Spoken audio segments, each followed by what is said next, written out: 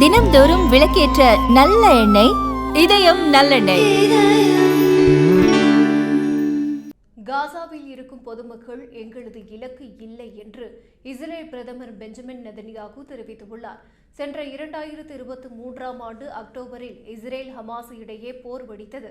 அதிலிருந்து காசா பகுதியில் இஸ்ரேல் ராணுவம் தொடர் தாக்குதலை நடத்தி வருகிறது.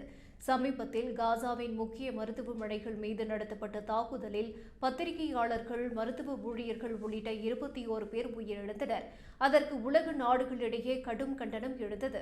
இதுகுறித்து இஸ்ரேல் பிரதமர் பெஞ்சமின் நெதன்யாகு கூறுகையில், காசா பகுதியில் மருத்துவமனையில் நடந்த துயர சம்பவத்திற்கு இஸ்ரேல் வருத்தம் தெரிவிக்கிறது.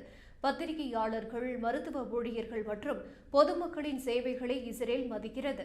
இந்த சம்பவம் தொடர்பாக ராணுவ அதிகாரிகள் முழுமையான விசாரணை நடத்தி வருகின்றனர்.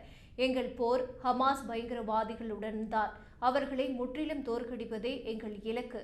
ஹமாஸ் வசம் இருக்கும் எங்களது பிணை கைதிகளை பாதுகாப்பாக மீட்டு வருவதே எங்கள் குறிக்கோள் என்று பெஞ்சமின் நெதன்யாகு கூறியுள்ளார். மேலும் ஹிஸ்புல்லா அமைப்பை நிராயுதபாணியாக லெபனான் நாட்டுக்கு உதவ தயாராக இருப்பதாகவும் நெதன்யாகு கூறியுள்ளார்.